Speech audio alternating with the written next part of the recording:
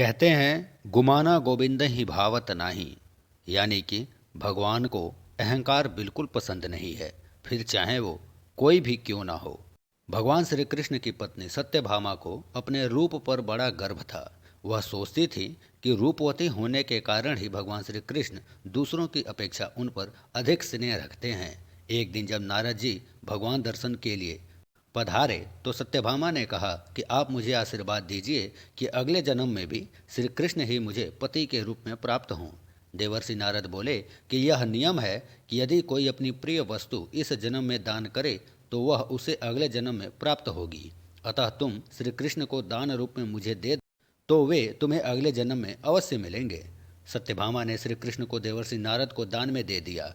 जब नारद जी श्री कृष्ण जी को लेकर जाने लगे तो अन्य रानियों ने उन्हें रोक लिया।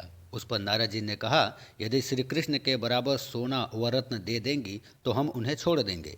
तराजू के एक पलड़े में श्री कृष्ण तथा दूसरे पलड़े में सभी रानियां अपने अपने आभूषण उतार कर चढ़ाने लगी, परंतु पलड़ा टस से मस नहीं हुआ। यह सुनकर सत्यभामा ने कहा, मैंने यदि इन्हें दान किया है तो मैं ही उबारूं। ऐसा बोलकर सत्यभामा अपने सभी आभूषण उतार कर दूसरे पलड़े में रखने लगी, लेकिन ये क्या, फिर भी तराजू टस से मस नहीं हुआ।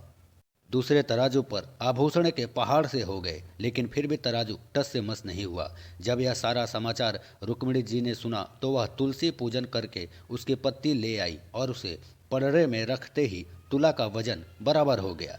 देवर्षि नारद तुलसी दल लेकर स्वर्ग को चले गए तथा रुक्मिणी जी तुलसी की मदद से प्रभु को दान होने से बचा लिया।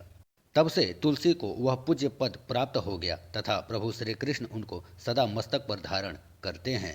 इस तरह से भगवान ने नारद जी की मदद से सत्यभामा का घमंड चूर चूर कर दिया था।